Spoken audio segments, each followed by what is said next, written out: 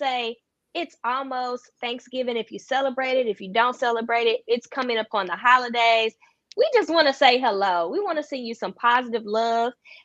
This is another episode of the Drama Free Black Love series. It's a discussion about healing and restoration of relationships within the Black community with a licensed therapist, none other than the Dr. Alicia. Dr. Alicia, tell them who you are.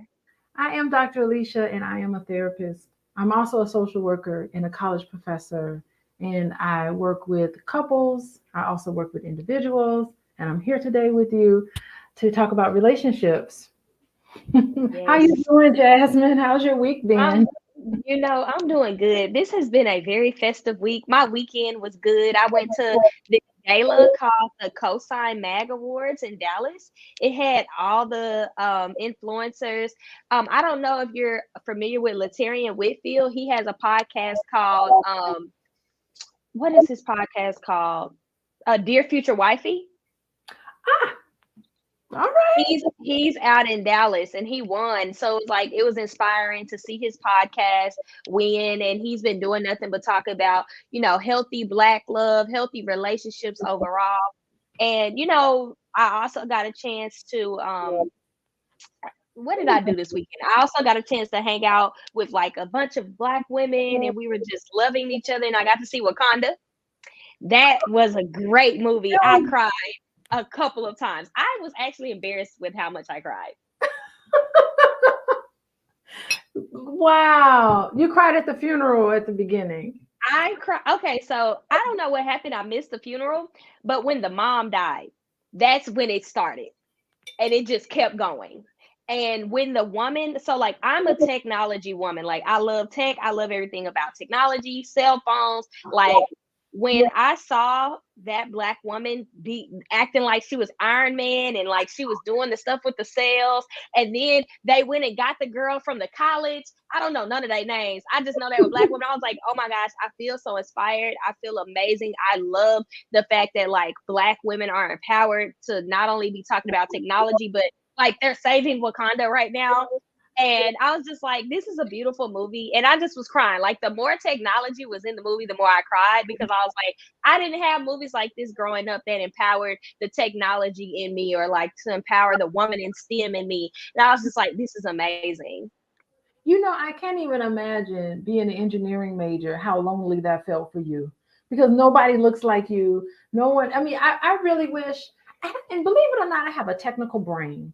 I probably could be a Mm. really good engineer or anywhere in the STEM area and done very well. But I'm so socialized into this therapist role, taking care of people role. Not that there's anything wrong with that, but I feel like I have the capacity to do that sort of thing. It just was never encouraged, and I didn't see that sort of thing.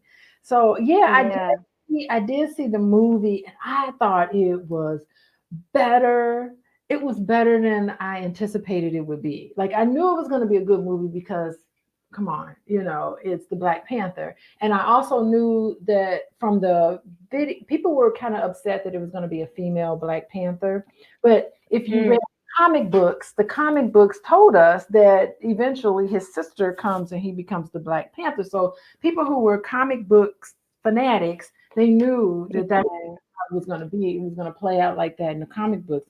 But I thought it was excellent and exceeded my expectations for real. And there were moments in that movie where I was thinking, "Oh Lord, they're going to side with the white people against the Mexicans." I was like, I'm, I was like, if that happens, I'm out of here. I was like, this cannot be. We cannot be fighting each other. We both oppressed. I was thinking that was what I was thinking. But it was pleasurable to watch. It had action. It had drama. It had love. It had all the things that I enjoy in a movie. So I was thrilled with that movie too. Yeah. Yes. And you want to know something that I love the most about it? Like at the end, I cried at the end because he had a legacy Yes. and Oh, nobody knew about it. Like they hid the child. And I was like, I don't know. I think it's beautiful because he's gonna know everything that his father did. He's gonna obviously be raised around the auntie, the grandma, even though she's gone, that's the ancestor now. I'm just like, that's kind of how I've seen God work. Like maybe somebody leaves, but there's always something else behind right before that person leaves. And it's just like, we know that that's going to build the better generation to come. So I was so happy. Like, and he was so cute. I was like, oh my gosh, why do I have baby fever? Like, what is this? What is this energy? Like, Ooh, why okay. am I like that? Why? But again, it was because he was a cute. He was obviously going to be like the next Black Panther, but it's just the fact, like, come on, Jasmine, you're 28. Get it together, girl. Yeah, I really enjoyed that part. It was a surprise at the end. I felt like there was something else that was going to be the revealed in the movie, and so I'm glad that I saw that. There was so many. It was a complete movie, but there was elements where they kind of left dangling for a part three. Like you could just Yes. feel that there's another movie in the works. There were some Yes. conversations that I heard between, I don't know people's names either, between the Mexican and the black people that made you feel like this was going to turn out a certain way. So they didn't button up everything at the end of the movie, but it was such a complete movie and a complete showing that I was thrilled. And I had seen The Woman King several months ago, and I was totally turned off by that movie. I did not like that movie whatsoever. It had a bad taste in my mouth. I just remember Mm, like wanting to leave. I was like, get me out. mm, It was very tasteless, but I felt like this movie was like it just renewed my spirit. I love to see black that's good. doing some good things, not like the woman king. I don't know what the name of that movie. I can't. I try not to. So, from my understanding, I think that movie had like killing men or something. A lot of, I don't know, like what it was. The whole movie. I never saw it. Don't. It's not. I mean, if you nah, don't go see it. It ain't worth it. Okay. It's Okay. not worth it. But anyway, what are we Okay. talking about today? Okay, first off, Dr. Vibe Show, greetings. Thank you for joining us tonight. I really appreciate you being here. Do invite more people. In fact, if you're joining us right now, definitely put us a drama free love series in the comments. Just drop a drama free love series in the comments. So, y'all, today's topic was requested by one of our supporters, one of our viewers, and they wanted to know, is it better, or are single women happier than married women? He sent articles. He was like, can y'all please discuss this? I want to know this. And I was just like, these are really good topics. And so I'm obviously single. Then Dr. Alicia, she's married. So I was like, you know what? That means that we can have this beautiful conversation. And it's going to be wholesome. We're not going to be putting anyone down, but we're going to have the conversation.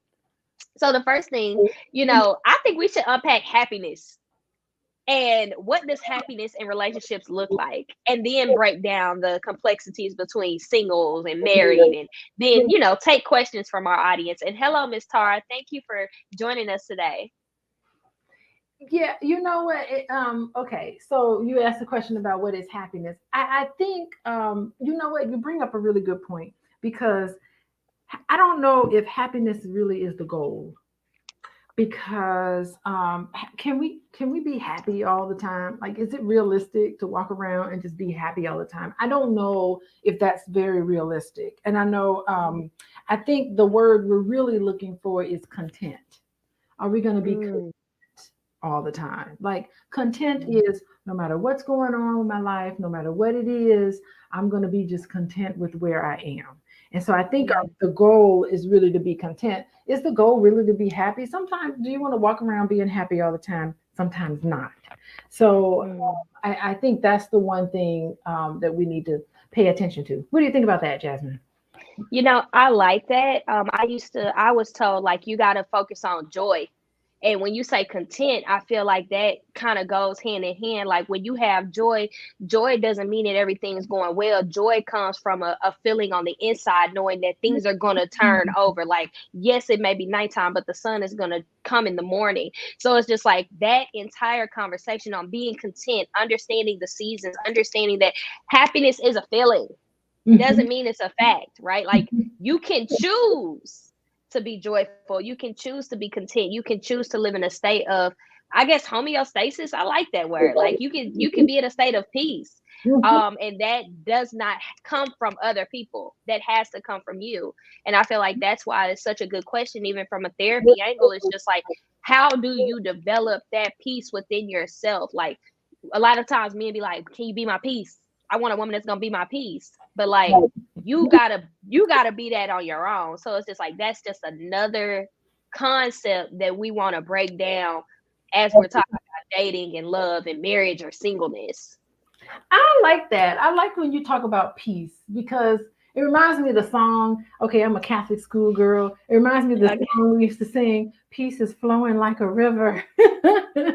And that song is really spot on. Like peace is flowing like a river between me and you. And it Mm, really is, if you want peace in your life, you gotta have peace flowing through you. You know, peace is flowing like a mm, river. There ain't no river of peace. It's the river of peace in your body. And so if you mm, the people who really want peace, you're gonna have to let it flow in you. And when you got some monsters you dealing with in your body, you are not gonna have peace. Peace can't mm, exist when there's things happening when you're not mm, when you're not being your authentic self, when you are misleading people, when you're, when you're doing things you know you ain't supposed to be doing, peace ain't gonna be flowing through you. So I love mm. the whole thing. Peace has to flow through you. And if you want that, just focus on peace. Imagine peace flowing through you like a river. The song I sang when I was growing up. Yeah. I love that. And again, I just want to take some time to acknowledge everybody that's here. Mr. James Sharp, he said, joyfully married women, not unhappily married women, are more happier than single women. That is common sense. Duh. Okay, Mr. Sharp, you coming in here with the bang. And then we got Tara from Virginia. So as y'all are coming in, throw us a heart in the chat. Tell us where you're joining from. So now that we've unpacked happiness, understand that it's about joy, it's about peace, it's about being content. Mhm. Let's talk about the differences of lifestyles between married people, married women, and single women. I think we should unpack the challenges, some cons, and then some pros. What do you think? Okay. Yeah. So I didn't read the article that you sent me, quite honestly, but I have read several articles about that before. So, over and over again, there's all these big studies that come out that survey married women and survey single women, and they ask them all sorts of questions in terms of life satisfaction on all these different measures. And um, when it comes to measures of contentment, when it comes to measures of happiness, single women score way higher than married women do in terms of happiness. If we want to talk about, however, they define happiness, which is more like contentment, and that actually married men are way more satisfied, way more happy. The indicators of a pro-social healthy life, indicators of that is way more favorable to married men than single men. And it's really interesting because in reality, when you ask single men and single women, what do you want? More single women are going to say, I really would love to be married. I really would love to to have a husband or a significant other. Where men are like, I don't want to, I'll wait to get married. It's almost like for men, it's a ball and chain, that ball and chain sort of thing. I'm gonna be locked down. I'm gonna be somebody gonna tie me up. All of these sort of negative connotations. When in reality, for men, being married is the best kept secret. It's the best kept secret because married men, on every indicator, do way better than married women. They are way happier. They're way much more content. They have better sex lives than unmarried men, believe it or not. They make more money than Mm, unmarried men. They are healthier than unmarried men. Just every single lifestyle indicator favors men. Now, when you ask women, women are drained more than single men. Single women, married women are more tired. married women are not as content, as happy as single women are.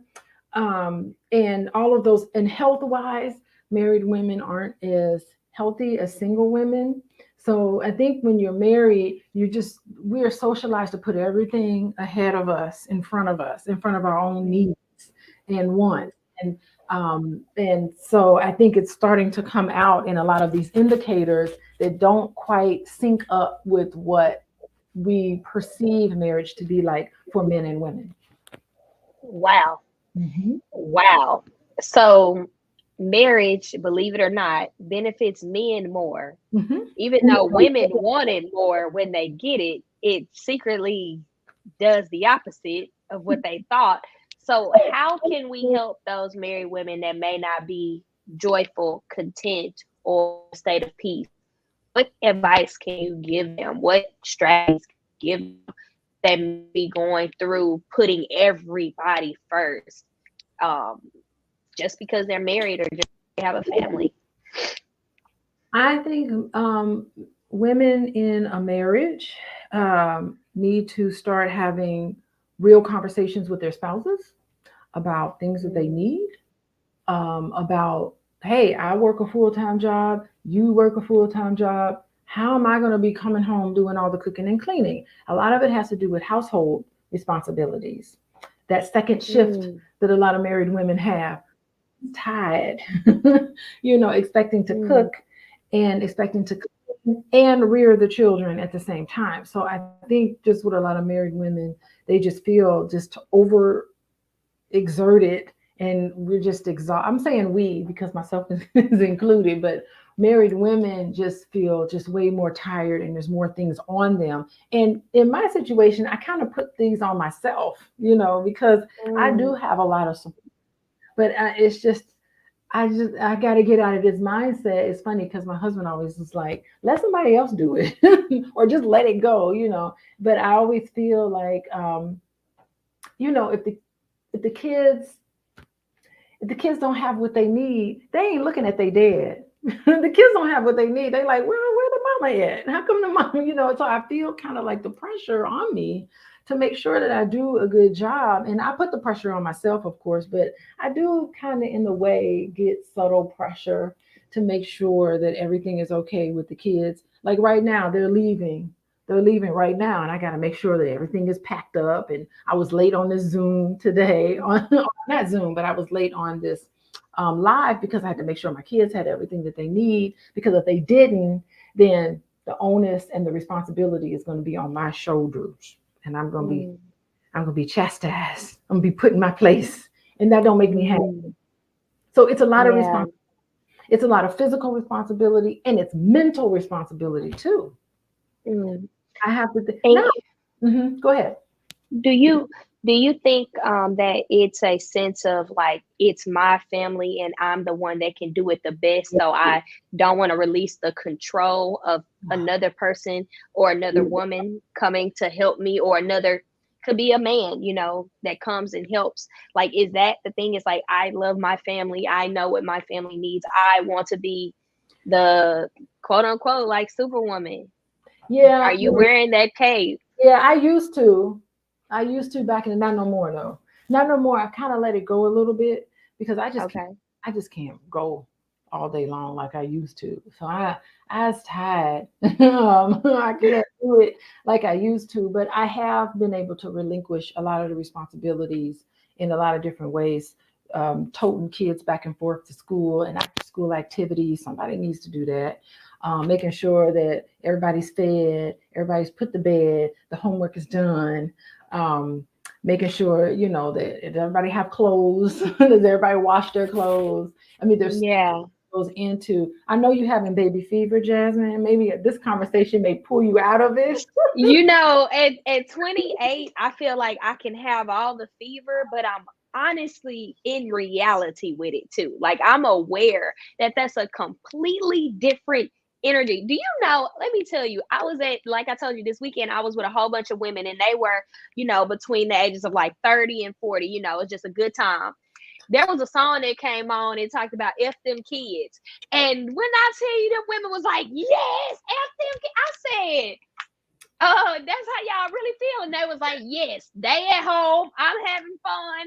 And obviously, I don't think it was like they hate their children, but it was a moment of, I'm a individual person. I don't have that responsibility right now. I now want to just have fun, be in the moment, be in the present, and it's about me. And I was like, woo, do I want kids if I'm gonna be outside saying F them kids one day? Like, I don't know. I don't know. I can't answer that question. I Let me, want it like so. man, let me jump in here and tell you. Every year, okay, I'm not a drinker. Like I don't drink very much, right? But there is one time of the year when I actually consume alcohol, and that is usually Okay. New Year's Eve. Okay, so Dr. Boyce and I, we usually go somewhere. We go on vacation for New Year's Eve, and that's the time when he's like, here she go, here she goes, she gonna have, and it only takes like 2 or 3 drinks to really get me going. But that is when I'll be like, man, F these kids. They spoiled.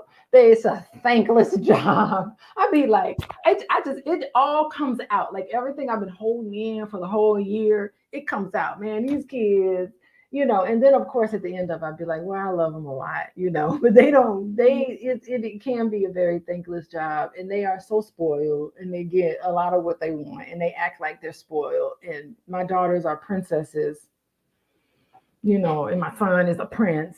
And Yeah. I'm gonna tell you, the life is good for them. They just have no clue what it was like. And I think, like, as you're acknowledging it, we'll see the social media post of like the beautiful family pictures, but we have no idea what goes on behind the scenes.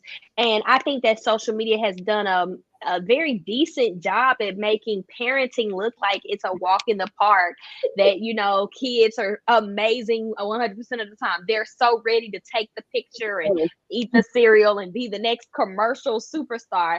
But those are curated feeds, and also like those children probably have very good acting talents, and they'll probably go on to be actors. But for the common American or the common parent, like, it's a struggle. Like, my sister, she has 2 babies, my nieces, they're twins, and she be tired. They're now 4 years old, and she's finally regaining some of her life back, because they can, take themselves to the restroom, where they can do things on their own a little bit, of course with supervision, because they still 4 and they're just very intelligent for their age. But it's just like, I can resonate and I can affirm the fact that parenting is not the easiest job. It's very rewarding in the long haul, especially to leave a legacy. But it is not one of those conceptions like you become a parent and it's just gonna be easy. Like, you're literally conceiving and producing a responsibility for the rest of your life. Not to mention what it does to your body. Mm, My last baby was what, 8.5 pounds. wow. It's a big baby. So yep, and all natural childbirth. So there you go. It does something to your body. Wow. It's really interesting because I had a sick child, my youngest one. She had a fever and was sick, and she only wanted me. So that those things happen, and you can't predict when they're gonna get sick. I mean, that was my issue Mm, weekend. I had a sick child this weekend. I had to try to figure out what was going on with her and make sure her fever was down. And of course, all they want to do is snuggle up on you, and they need yeah. up, and they needed all that kind of stuff. But it's just, you never know when it's coming. So it's the unexpected part of that. And then even when she wasn't around me, I'm mentally worried about her. Like, oh God, is she okay? Did she eat today? Did she drink? Did she take Yeah. the medicine that I had left for her? So it's the mental kind of task. It takes a lot of mental effort, even when the kids aren't even around you. Thinking about dental appointments, Yeah. appointments. You gotta, make sure that everything is together for school, back to school. You gotta make sure that they got the pencils and everything that they need for back to school. It's just that mental burden that kind of, Yeah. So when you say mental, I think it's a good topic, as we like navigate through this conversation. How does one mentally overcome that, right? Like, should how do you get those thoughts of like worry and like anxiety and like my child is like, is it okay? Like I'm not a mom, so I don't know. I don't have this like internal thing from my uterus or womb that's like going off every moment. Kid is sick. Where are they? Like how does one process that emotion, process that worry to where they can still live a life that doesn't add extra stress? Because women, we suffer from heart disease and like all other kind of things just from stress and worry and anxiety, all the other things that come with it from a mental and physical standpoint. That's interesting. It'd be nice if we can bring somebody. I don't know how to bring people in. We need to bring people in to talk about it because I can just talk about myself. But when I asked my mom about it and I asked grandparents about it, um, they say that once you have children, you're always kind of worried about them. Like when I dropped my son off to college, I was like, "Ooh, I guess I don't have to worry about him no more. He's a grown man. He's 18 years old." But little did I know that was the beginning of more worry. Except it was different. It was a different type of worry. But he is a couple of states away. What if something happens? How do I know he's okay? So it's almost like go away, but check in with me periodically so I know that everything is okay. And yeah, I don't know that the worry ever goes away from what I'm hearing. It's just different type of worry from an 18-year-old compared to an 8-year-old. Wow. Wow. Okay. So I guess that should free someone today that's listening that, yes, there's not a cure to loving something that you literally procreated. And, I think it just gets better over time. And I'm pretty sure some of that was like empty nesting. My mom used to talk about empty nesting all the time. Obviously, if you still have some kids, you're not an empty nester yet. But I think when you empty nest, you're going to have fun. You and Dr. Boyce are going to have some fun. We Y'all gonna go out. have we didn't let Yeah, it stop. ex- exactly. So it's just like I think that that's like a wonderful thing. So I guess we can now go to single women, right? And if you're single, help me out here. I wanted to talk about some of the cons and then talk about some of the pros, right? Because I think that, two can exist. Some of the things that I wrote in my phone and notes on the challenges that single women go through is comparison, loneliness, being dealing with ghosting or not having healthy dating experiences, having to use apps. Now we're in 2022. If you want to be find a boo or a bae, you got to use apps sometimes, which isn't necessarily negative. It depends on your experience, right? So I can put that in the pro and the con. um Navigating going out in public and praying that a man comes over to you in the aisle with chicken and says, "Baby, you looking good today. Would you please be mine? I would like to take you today." That is a thing that single women do. And y'all know you do it because I be doing it too. You go outside, you're like, "Lord, he gonna come talk to me in the chicken aisle. He gonna come say something. I just know. I know he coming today."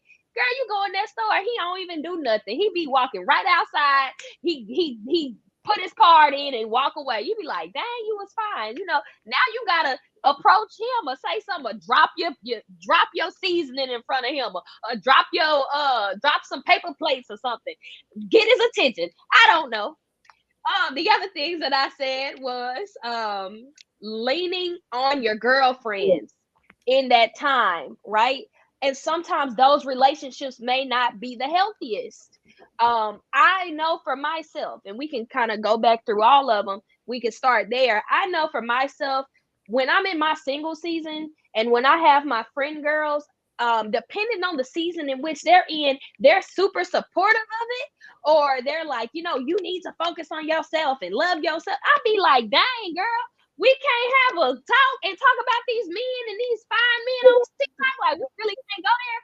So it's just like it depends on the seasons of your relationships with your girls, on how they handling either they season of singleness or in a relationship or marriage.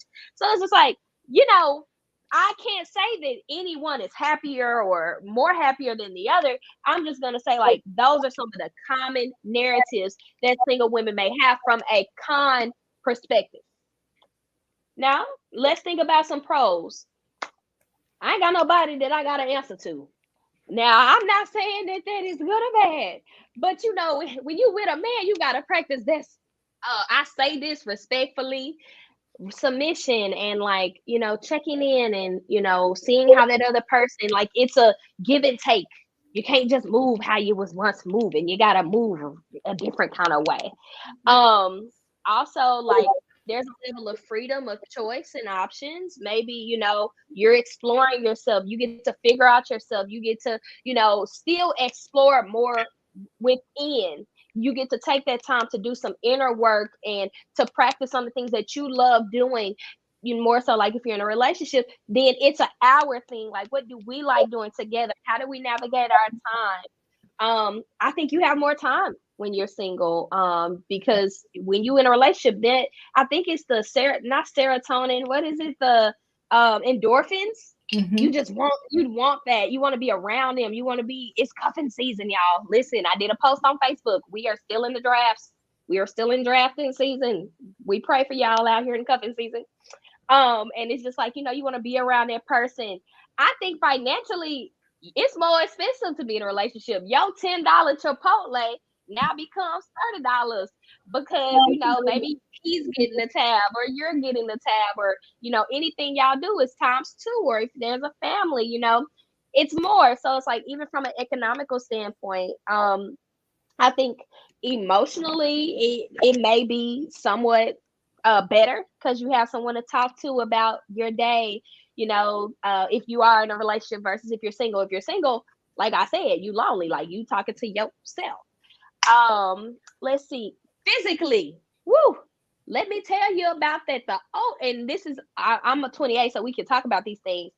I've read and heard that the older a woman gets, the more, sexual desires that she develops. Her body develops certain things. So when you single, girl, you're going through. You experiencing some stuff. You can't get it out. You pray for it. Pray about it. I don't know. I ain't got the answers for you. Okay, this ain't that podcast. But those are like some, like, I guess you would say, some of the pros and the cons. But I would say in both seasons it's beautiful. In both seasons, if you are in a relationship or if you are by yourself, both can be beautiful, and it's how you position it. But yeah, that's some of my thoughts on, like, if you're happy you're single. Like, I don't know. Like, it's just depending on your perspective. Man, y'all single women, y'all come get these kids. Come get these kids and let them hang out with y'all for a while. And then you be And obviously no kids. That's another pro, or potentially no children. oh my God. This is really interesting. I mean, you talked about making comparisons. Say more Yes. about that because I think that's Yes. so unfair for people. Yes. Talk about that comparison. Yes. So, if you're not in a healed state, or if you haven't taken the time to go to therapy, or if you're not content, if you're not content in the season of life that you're in, you will get on social media. I've done it before, so I'm only going to speak from the choir. You can get on social media, and as the holidays roll in, you're going to see the Christmas photos by the tree. You're going to see the pumpkin patch pictures. You're seeing the Thanksgiving. You're going to see the couples. You're going to see the TikToks. You're going to see all of this wonderful Black love that is beautiful. But some kind of way your brain could say, man, why I don't got that? Why am I not there? Where my king at? I've even seen it on social media where it'll be a couple that's not the most attractive, and they be like, dang, they got love. Why can't I? Like, how hard does it have to be? And it's just like, comparison really is the thief of joy. And you have to ask yourself, you know, why can't you be happy for whatever that is? We don't have to know the behind the scenes. It's not our business.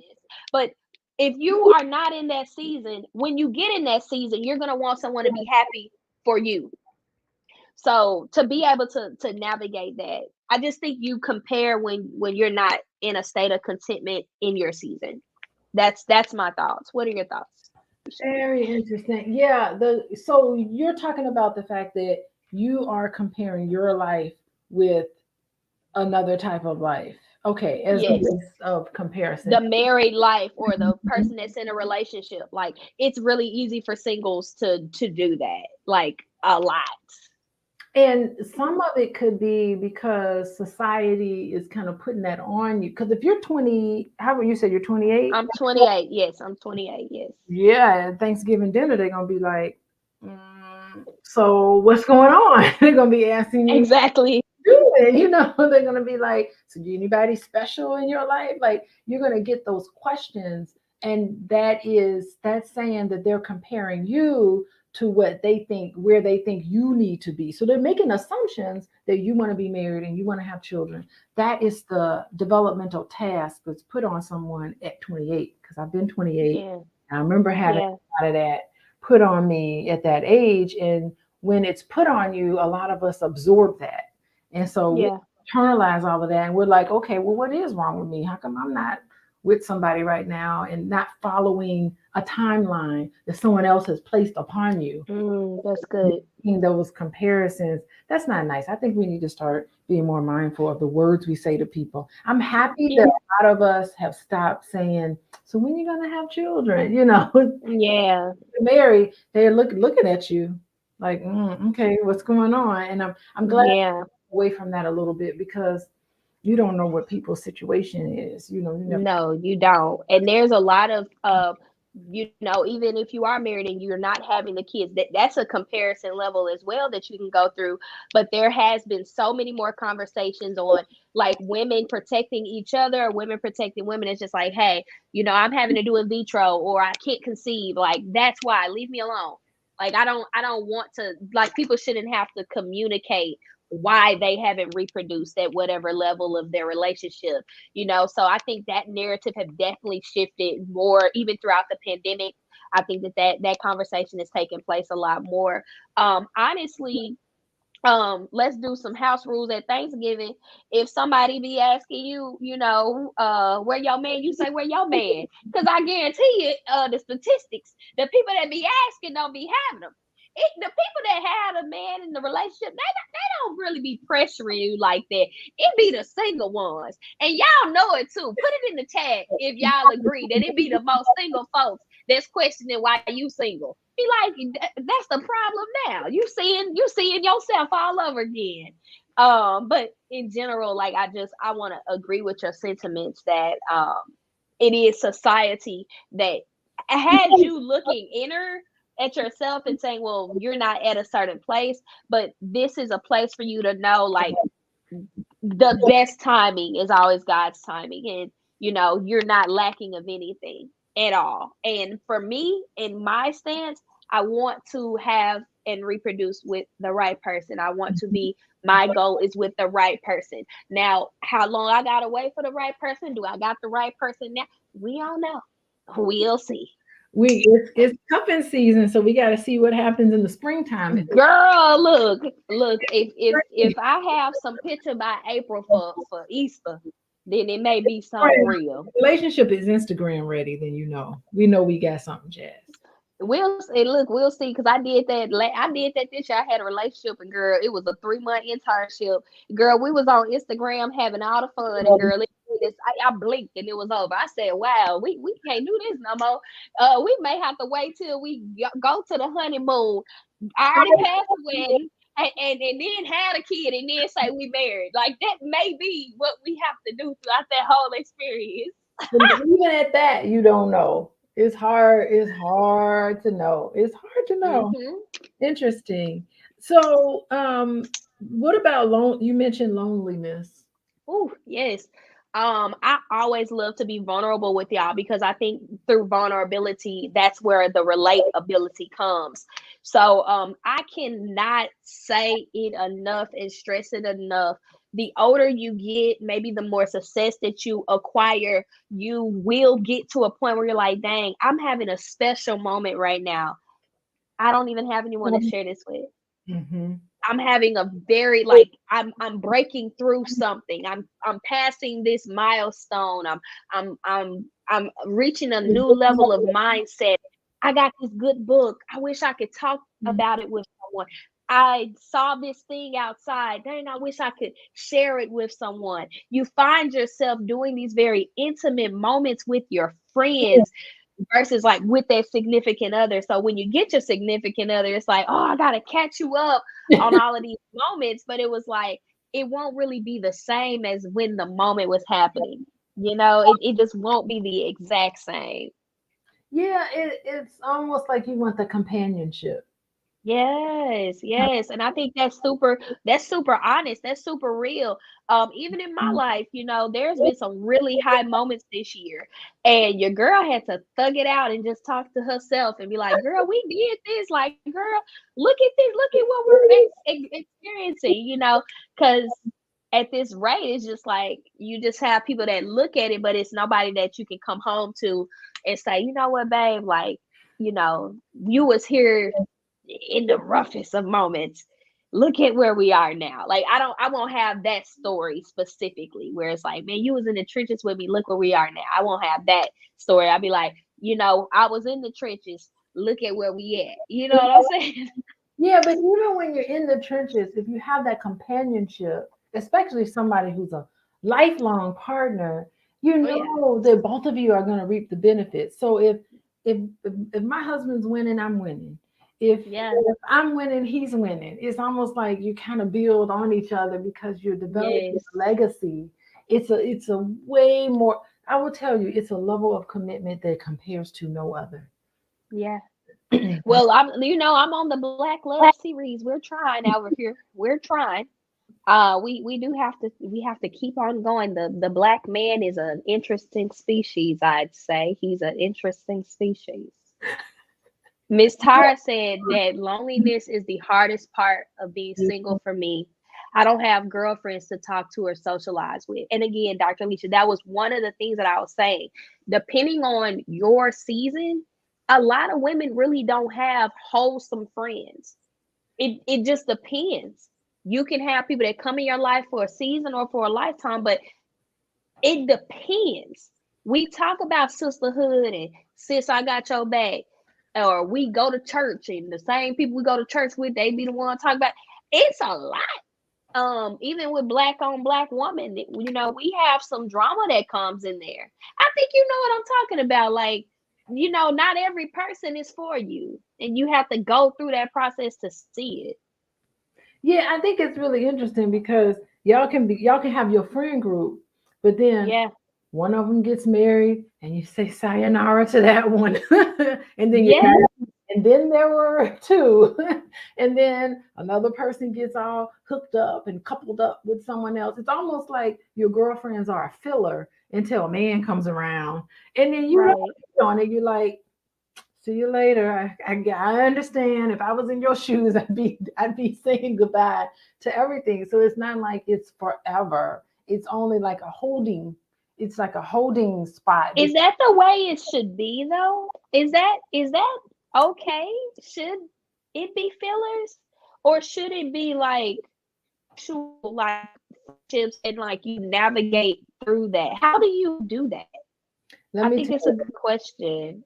Yeah, it really is a tough one. And I think what happens is that when you get married, your friends are typically other married couples.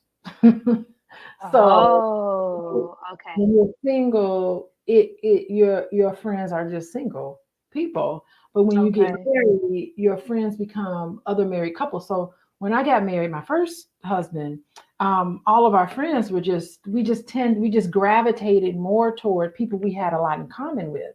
So we had a lot of common with Mm, a lot of our friends in Chicago, and they were married, and so those became our best friends, and we would all kind of get together. All the couples would get together and we'd go out to dinner and we would play cards together and we would have fun like that together.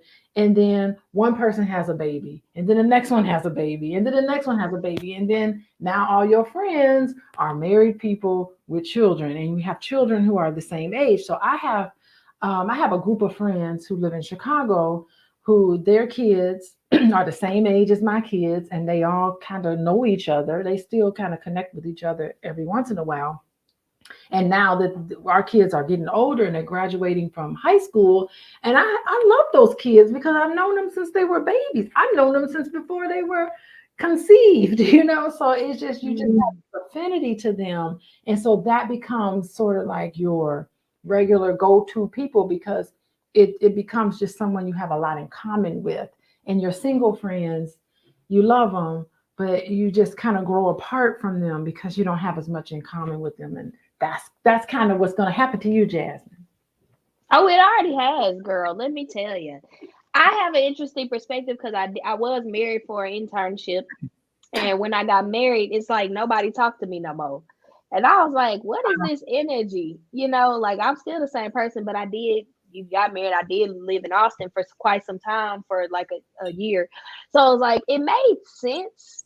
Like that person that you're married to has like all this additional weight to be everything that all your girls were. So it's like, that's still unsustainable too. You still got to find a way to navigate through that. It has to, because that your husband or your partner can't be it. Oh, I talk to you about everything. Like they gotta have their moment for release, or you gotta have your moment for release. Like there has to be a release Hmm. for both of you. So I agree. It already has. I'm 28. I'm single. A lot of my friends are in relationships. I have best friend, one of my very, very, very, very, very good friends. I love her to death. She's in a relationship. I don't talk to her every single day. We do a prayer call, try to get one in once a week, but she's there for me when she can be, and she has a person, and I'm okay with it. Me as the friend that got the friends that's with people, you just got to be okay with that.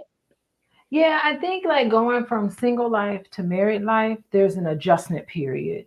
And Yeah. some of us adjust better than others. Yes. Yes. Because it's interesting. I've been listening to, I like a lot of books or whatever. I've been reading and Hmm. listening to a lot of Joseph Campbell. Y'all look up Joseph Campbell. That white boy Okay. breaks that down. And he talks about marriage. And he says marriage is a death. That was deep. Yes, marriage is death, because to really be married means you have to say goodbye to your single self. And you say goodbye to your single self forever.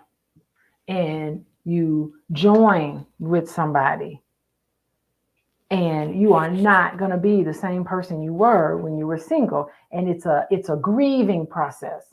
So you have to grieve your single life, which is why I like weddings, because weddings is a ritual to get you out of. That's why it's fun to have a bachelorette party or a bachelor party. All of those rituals help to mentally prepare you for the death that's coming. Wow. It's a death, because in order for something new to happen, something has to die in order for something new to come in. You can't be single and married at the same time. That ain't never gonna work. So you got to be one or the other. You can't have one foot in single life, one foot in married life. You're gonna have ain't no peace gonna be flowing through you when you got one foot in single life and one foot in the married life, because Wow. it's gonna be chaotic in your life. So if you want peace to flow through you, you have to say goodbye. You have to put that old person to rest, and you have to say hello to this. And it's an adjustment process. And it's just something that you just have to know that you have to be able to tackle. And I'm also hearing from a single person perspective to give grace to the friends that are going through that death, that year to 2 year progression of whatever that is, that transformation. Like what they needed from you back then, they may not need no more. And it's like they need that time to like either circle back or to come back or to say, oh, I'm done dying to my old self, and Mhm. this is who I am now, but these are also the things that, I these are my this is who I am now. So I Girl, don't know, it's good. You're helping me to like even, just conceptualize what sacrifice takes place in order to become one with mhm, another person. mhm, And at first, like for me, I was like, does the wedding matter? mhm, Does the bachelorette matter? Does all those experiences matter? And you're like, it does, mhm. because it's preparing you for the death of what your new life will be. And I'm like, wow, that's something good. I didn't know that. I plan to do something African, add some African whatever, Whatever Cause it we is. gonna walk over some Jump over rocks the or broom something. or jump over rocks, whatever it is. But I mean, think about it. You have to change your name. Yeah. Well, you don't have to with these nowadays, but I changed my name. I Yeah. changed my name. I'm not even Yeah. who that. I'm not even. My name isn't even the same. I had to actually become yet another person. Yeah. Wow. And then when you become a mom, you're really not yourself. You're just a mom. Wow. No one even cares who your first name is. You Wow. I just see that women in general, even in this topic, there's so much sacrifice on us through our whole life, right? No matter what it is, whether you're navigating having being single and having friends, that's a sacrifice of some sort. Then the breaking away of friends and then getting with a person and the sacrificing of what it takes to be with a human and then the sacrifice of getting married and then becoming a mom and then some kind of way you got to also take care of your parents in there, right? That's a stage that we're not talking about as much as we should because it's either the nursing home or it will be like, you know, parent your caretaker. That's a transition of life for even your parents. So it's just like it just reminds me that we're not here for ourselves. We're literally here to serve. We're here to love. We're here to give, with boundaries, of course, as healthy as we can, of course. But we are not here for ourselves. No, you're not. And so it's really interesting because why are you even born in the first place? I mean, think about being born. I guess most of us don't remember it, but that had to have been a hell of an experience. Like Oh, here yeah. you are swimming in water, and then all of a sudden you got to go through this little tiny little part, and then and then think about it, and then you have to Yeah. breathe air. Yeah. You have to all your needs were met in the womb, and then you have to be born, and then you have to like you can't even talk. You're uncomfortable, you're tired, you're sleepy, you can't even communicate that to anybody. So just think about that trend. That's got to be the one of the most interesting transitions ever, is actually just being born. And even think about being potty trained and learning how to talk and learning how to walk. Like what? Nobody's gonna carry me around. I gotta figure out how to walk. You're putting pressure on me to go to the bathroom by myself. I'd rather just not do it at all, So all of these Yeah. traditions is embedded in every single stage of life, and you're given challenges along the way. I mean, I remember um, dropping my kid off for kindergarten. Like they're used to, playing around now in kindergarten or third grade or whatever. You have to sit at desks and you got homework to do, and they got to teach you how to write. You got to learn math like all day long. I feel sorry for these kids. All day long they got to learn something new for 8 hours a day. They're being pumped with this information, and then we expect them to sit. I mean, all of that stuff, the educational system, all that along the way in your life is going to be nothing but challenges. And getting married is just yet another one. But it's a huge transition for a lot of people. And can you imagine getting divorced? What that does to you? Because no, you're no longer single. You could never ever go back to your single life. Here you are married, and then now you got to transition to be yet was a former single, former married person. Now you're a divorced person. So now you got to That's what I'm saying. start again. I be feeling like I'm going on. I'm 28 going on 58 by my life standards. I'm telling you. When I tell you my life been really handed it to me a couple times. I remember when I was getting divorced and going through the paperwork and just being like, wow, like that person, he was my best friend for 7 years. I was like, wow, I'll never ever talk to you again in any capacity. But it's just like, dang, like what is this new life now? You get a stigma. Yeah. People put a stigma on you. I remember I was on a dating app. One of the things that single women have to go through in today's time, and it was this guy. I'll never forget it. He was like, are you single? I was like, yeah, but I'm divorced. I was making sure that he knew my paperwork was complete. I was legally separated forever. And he was like, oh, I don't do divorced women. And I was like taken so aback. I was like, damn, like he don't do divorced women. Okay. Oh, Also I knew that he was raised by his father and he considered his mom to be a deadbeat. So it was like even in that moment I was like I was experiencing a man that had not really trusted a woman in his life. And another woman that may have been with a man, it's just like whatever his conceptions were on that, that was for him. But I remember it took a stab at my confidence. I was like, here I am trying, and like now I got this stigma or whatever. And also one of the other things I remember is just like, what will people think of me? Like I am dating again. Like, are they gonna think that I'm gonna go back to the person? I got all this extra trauma. Even if you talk about therapy, people say go to therapy, but I've literally had people that question my therapy experience, and they're like, I don't know if your therapy working.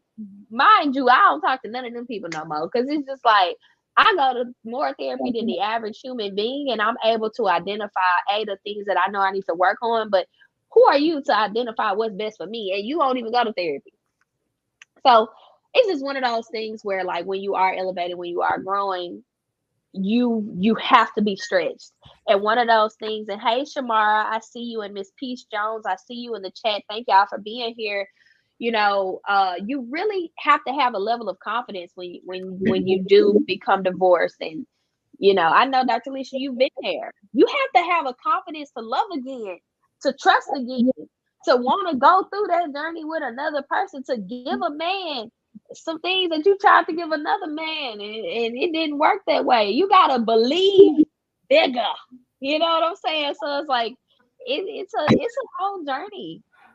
Being divorced is no cakewalk, and and I stand with. you lose friends. People feel like Oh, they you do. and stuff, and you know who your real friends are. You know Yeah. who your Or fake they friends or people treat you like little people treat you different.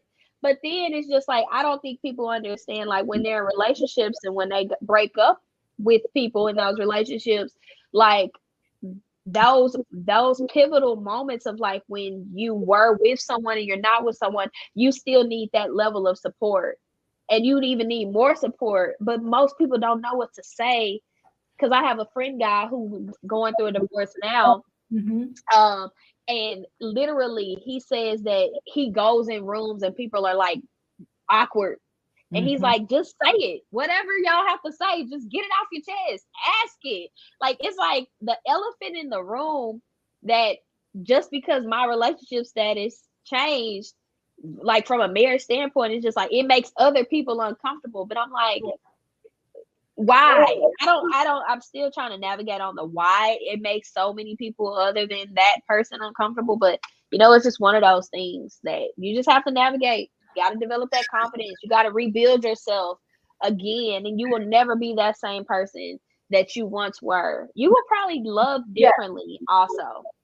that's the thing that I hope a lot of people come to grips with is the fact that the old person is gone and you can't get that person back. What you have to do is take those experiences and integrate it into who you are now and Yeah, embrace it. Really embrace yeah, it. Know that you're a new person, but you're wiser, you have more substance, you have more character, you see the world in a totally different way. And I mean, there are no mistakes. There are no mistakes about yeah, it. It is what you were when we talk about being born, you were born to experience these things, I think. You were born to experience life. You were born to experience these things, to learn the lessons that you didn't get or that you needed to learn in this lifetime. And I think that you just carry that on. And nothing's wonderful than to talk to an older person who's been there. oh yes. Ooh, they so helpful because I they know that's why I got so many seasoned people around me. I can't deal with sometimes the youth, my age group, we still lost. We still fumbling. That's why I have to I be with people older than me. It make me feel better. it really does. It makes me feel like what you don't need to worry about. What you worry about something for? And it's interesting because sometimes I have to like even I do or sometimes have to remind myself not to worry that it will be okay. Like and I have to think about like when has it ever not been okay in the at the end? Mm, What have things that's not good. been okay? And I can't remember a time where I've done something and I absolutely 100% regret it and feel like I didn't learn anything from it. So there are no mistakes. There's always lessons learned. Whatever decision you make, you've made the right decision. Like, stop. If you're on the fence about something, just go for it. Just go for it. Mm. It doesn't. There just are no mistakes. I So love that. Do y'all in the audience have any questions for Dr. Alicia and I? um, Since we've moved platforms to just Facebook and YouTube, we got to ask if y'all got questions, and we're going to work on a way for y'all to come up and join us. I know I know other YouTubers that bring people in, so we'll just have to navigate that. But for now, does anyone have any questions, or was this episode helpful? In the chat, let us know any questions that y'all have, any topics y'all want us to cover, especially after this amazing holiday season, especially with Thanksgiving coming up. And some about gathering food at the table. People gonna ask you about your business. So probably gonna need some coaching with dralicia.com, coaching with dralicia.com to recover from what may be happening over your turkey and dressing in the next coming days. just eat that food, and if someone steps over the line, say, "Oop, I gotta go. I'll see y'all later." Be like, I just came to say hi and Mhm. to bring thanks and giving. Because you can't change Well, people. I think you should just try to accept them. You can't oh change, yeah, especially grown adult people. Can't change them. Have fun. yeah. Yeah. I think after 30, 35, I think people are probably stuck in their ways in their 20s, but I feel like after 35, that's it. Whoever you gonna be, you gonna be. Question: when do you know or get to a place when you're okay with saying no? Dr. Alicia, you want to take that? You know you are okay with saying no. You know you are okay with saying no. Yeah, I think, yeah, so it's tough to say no because you're just saying, forget it. And you don't want to disappoint people and you're worried about what they'll think. So, one thing I do when for example, someone says, "Hey, Alicia, I would like to borrow your car on Thursday so that I can go on a job interview." Okay, suppose somebody, and suppose I'm busy on Thursday night and I have plans to go out to dinner. I think, and then you're put in a tough situation where you're going to have to say no to somebody. I think the best Mhm. way to deal with that is to say, first, you got to connect with them and say, you know what? I'm certain I hear that you have this job interview and you really need to get to it at a certain time. However, I have another appointment that I need to get to at that same time. And, so it's almost like connecting with how they feel, but also stating your case and to say, I'm not available. But you know what I can do? Now you can offer something. I can call my cousin and see if maybe my cousin can help you out, but I won't be able to do it. And I think if you say no in that kind of a way, then it feels more compassionate. It just makes sense. So I think when I say no to someone, I'm way mindful of it. I just don't say no, I'm not helping you out with your that problem is your problem. I'm not helping you out. Like there has to be a way for you to let somebody down, but to let them know that you kind of understand where they're coming from. Like, I see that you need help in this way. I'm busy and I already have prior engagements. I'm not able to help you. Maybe I can make a phone call, but don't offer that up if you're not willing to do it. So offer it up to say, you know what? Hold on a second. Let me call my cousin, see if my cousin can do it. If she can't, I'm really sorry, I can't. If there's any way you can change your interview to Friday, then for sure you can use my car, if you feel comfortable with that. I mean, so I think there's a nice way to let somebody down in a way where you're just not rejecting them and they're walking away feeling sour and they feel like you don't care about them. So that's the one way that I think is a good way of saying no, because you definitely don't want to be passive and just say yes, yes, yes. And then meanwhile, on the other end, you're feeling kind of salty about it because people are walking over you. Anyway. I hope that That's answers. good. Yes, that's so good, Dr. Alicia. She said, Shamar said, thank you. Jazz, I'm sorry, Peace Jones told me to tell you that she says you're beautiful and that we brought up some really great relatable topics. Also, Peace Jones says, a topic for the next live. Why are relationships not lasting? Why is everything so temporary? I think we need a guest for our next episode on that one. I'm Ooh, going to yeah. search some toolkits to see Ooh, why are relationships not lasting, why is everything so temporal. let's get a guy. Let's see if we can get a guy. Do you got a guy? I'll get my friend Christian Fuller. I'll text him as soon as we're off to see if he'll come join us for that episode. I think excuse me, he has a lot of insight. Okay, so maybe we can. So I'll send you the link. Yes, Now we're and he having a just business. joins in. Hold on, we're having a business meeting and on on our live. Maybe I'll send you the link, and then you could send it out to him, and then we can. Yes. I can get more than one people into this. Into Yes. that's a Yes, and we're gonna figure out how to get more people in here. And oh yes, a guy would be great. Miss Peace Jones said she would love to join. Peace Jones, DM me and yeah. Dr. Alicia on Instagram so that we can get connected with you. So DM me and Dr. Alicia on Instagram at the same time. Put us in the chat and like let's get connected so that on our next show you can join us. We gotta get Peace Jones in here. I can't see. Yeah, she's super active. We want to definitely give her the details for our next show. There we go. It was her. Wait, was it Yes. Peace Jones? Yeah, it was her question. So let her come on up and talk about her question. So, Absolutely. So next episode we'll get you the information. We want the community to be involved. Like this is the space for you to have healing and to talk about topics that are hard, but it is polarizing to the Black community, and we want drama free Black love. it's about Shamar said, "Can you ask another question?" Are you ready to go, Dr. Alicia? She got one more one more question. question. Okay, come on, Shamar. Ask one more question. Preguntas. Uno más preguntas. Learning my I Spanish. know he's typing. Yes, she's typing her question now. Now my kids are texting me. Oh Lord, what they saying? They want some money. Oh, You know tell what? them, well, they need to have a Black Friday product.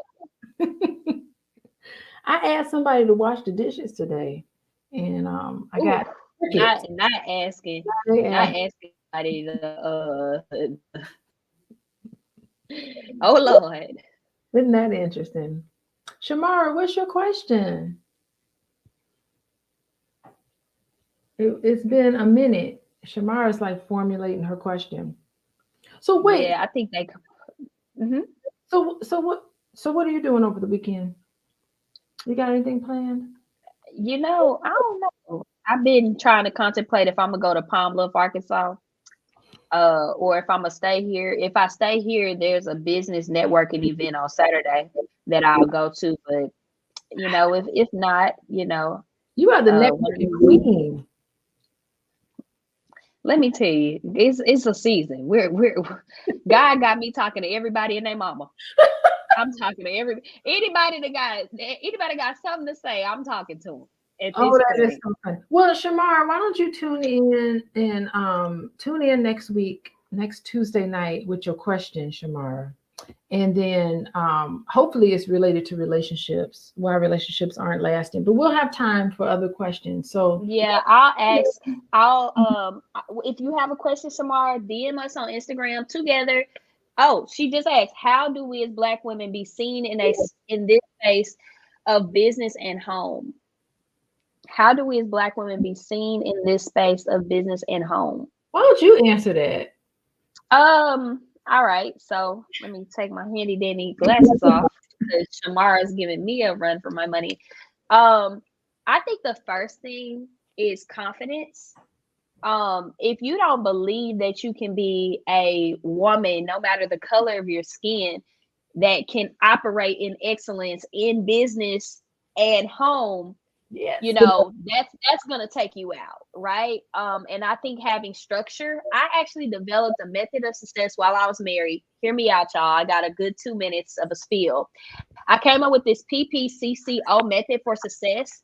Every day focus on praying, profit generating activities. If you're a 9 to 5 or if you're an entrepreneur, creating content, focusing on your community, and other things other than working. That means sex, that means relationships, that means networking, that means going out with your girls. Like, if you can find the time to do those 5 things in some way, some will be 30 minutes, some could be 15 minutes, some could be 2 hours. Like, you can do the PPCCO method, starting with self, praying, acknowledging who you are, what you do, why you do it. Profit, whatever you do for work, loving what you do, loving how you generate income, uh, doing some great content. We need content. We have to have it. It's a non-negotiable. Even if you run ads, that's content. Community, who are you called to serve? Dr. Alicia, she's called to help us to get through hard challenges in life through therapy. Like, what does that community look like for you? Are you a mom? Who do you service? And then other things other than working, girl, having some fun, getting your booty rubbed at night, whatever that looks like for you. Get all of that in. Washing clothes, like cleaning, whatever that looks like. That's how I would say that you could be a woman, not just a Black woman, but a woman that can be seen in business and home, because you're going to start with self, then you distribute from your overflow. I love that. I heard a lot of self care in there. I heard a Yes. lot of grit. I heard a lot of Yeah. determination. I also heard a Yeah. lot of fun, carving out time for fun. All work and no play. That's not fun. No, it's Heard not. everything. There you go. That's a book. It There. is. When I get some time, I'm gonna write that thing. But it's my productivity method for success for dreamers. And I Mm. know that if I've been able to be productive in this life, and when I was married, I had a test run. At a certain hour, I would cut work off, and I would say, schedule the date nights. Obviously, you want to get your booty rubbed. I'm just gonna be honest. That's a key thing in life. Getting your booty rubbed. And so it's just like having that holistic thought process. I think, that allows for you to feel that you've accomplished something, even if you just did one of those things a day. I Mhm. feel like you'll feel accomplished, and that you're not in this rat race of success. You're like, but I did talk to God today. I did spend time with self today. I did do something to get some money. Okay. My man ain't the only one getting some money. I'm getting me some too. I talked to someone other than myself. I've put something on the internet. If it's a repost quote, and then I did something other than work. And I think that you feel better, and you start to just maximize on that. You'll double down on that. Like, you'll get addicted to just doing what you love. So again, I ain't factored that in with kids. That would be another. We'll have to do a KO PPCCKO kid, and then and one of these days when I have that opportunity. But for now, the O is for the women that are already doing it with the kids. Y'all got to figure that one out until I can get to that journey.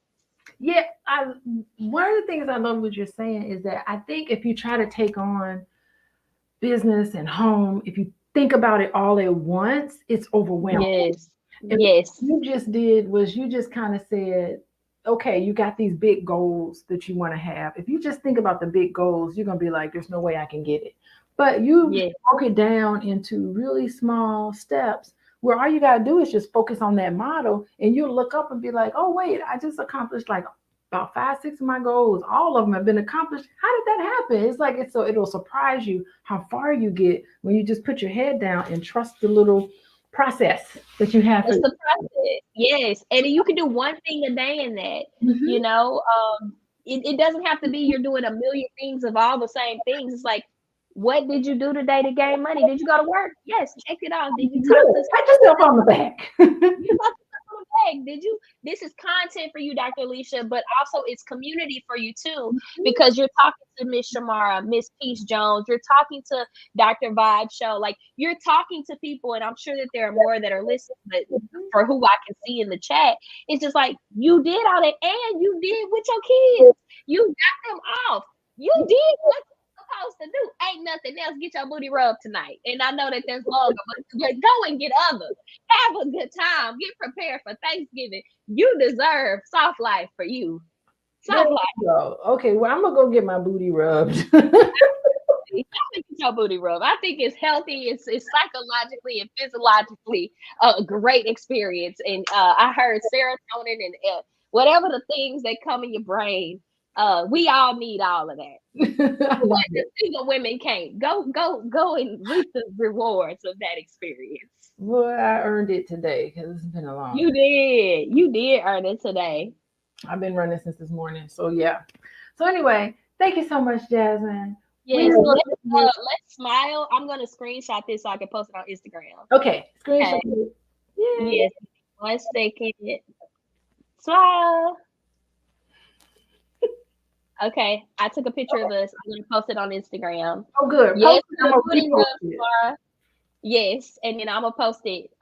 So y'all see us back next Tuesday, same time, 8 p.m. CST, and we are gonna be following the topic that Miss Peace Jones talked about on why relationships not lasting. Why is everything so temporary? I think it's a great topic for success. So see y'all next week. Bye, everybody. Bye. Bye.